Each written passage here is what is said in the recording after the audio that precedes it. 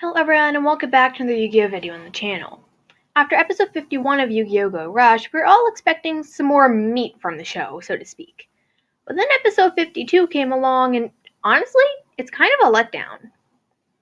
Now, all this video will contain quite a bit of spoilers for the show, at least up to episode 52, so if you don't want that, I suggest you turn off this video now and come back after you've watched Go Rush.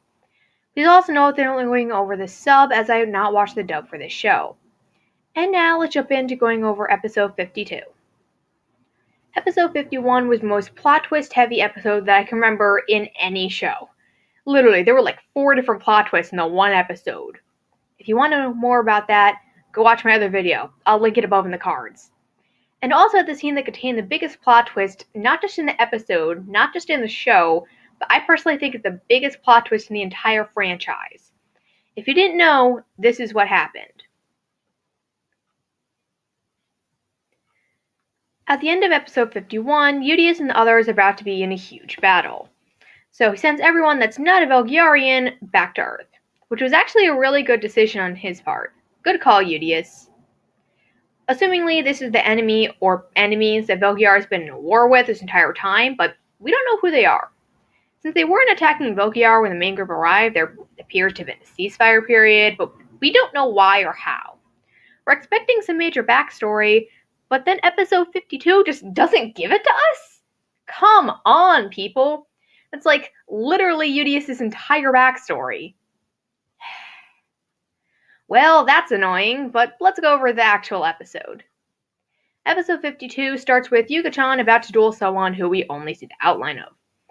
The top of the person's hair appears to be a similar color and shape to Udia, so we assume that it's him. But then it cuts to the guy's ear, and you're like, wait, but Udius doesn't wear earrings, and that's not his outfit. Who is this person? We have no idea who this is, and then it cuts to Udius losing a duel to some random alien.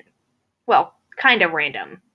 It's one of the enemies, but it's also an unnamed character, so you'd think he'd win. You'd think Udius would win, but okay, I guess it makes sense in the context of the episode. Then we finally have the conversation between Zuzo and Udius, and they seem to be ignoring the fact that the scene from the last episode ever happened. It does make sense that they wouldn't say anything at that moment, though, because there were other people watching, and they're probably waiting until they had time for a private conversation. The only thing in this episode that we can even remotely connect to that scene is when Udius is losing to that random alien. The field is in the middle of space, not in a spaceship, but Zuijo is still in the field standing behind Udius.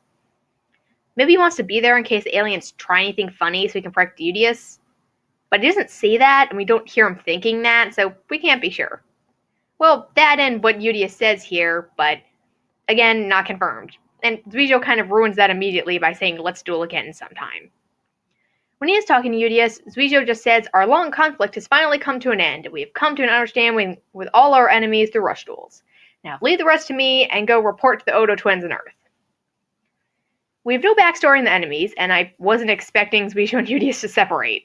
I was expecting Zuijo to go with Udius to Earth, and for Zuijo to say something like, you did a great job ending that war. Now, about what you said before the battle, I was expecting something like that to happen.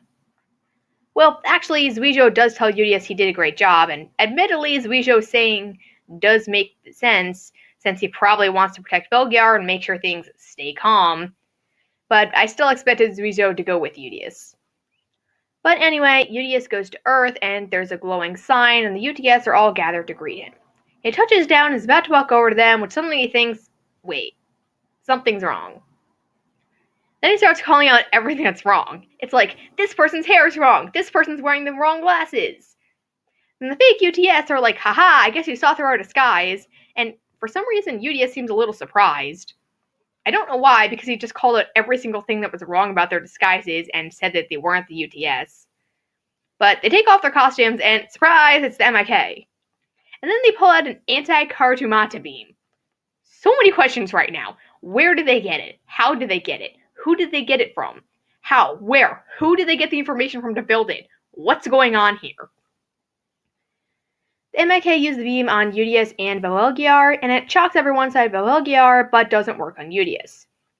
I have a whole theory video about it, which you should go watch. I'll link this one in the cards too.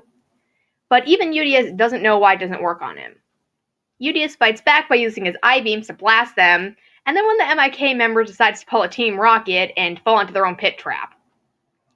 Then this guy steps down and goes, "I was told that the beam would work on all Volgarians. How very interesting." Udius challenges the dude to a duel to try and find out where the real UTS are and figure out what in the world's going on. But before the duel starts, a voice from top of a nearby building goes, "Stop that duel right now! Smoke bombs, go!" Then there's a bunch of smoke bombs that cover the entire field so the MIK can't see. And the voice goes, "You want .628S."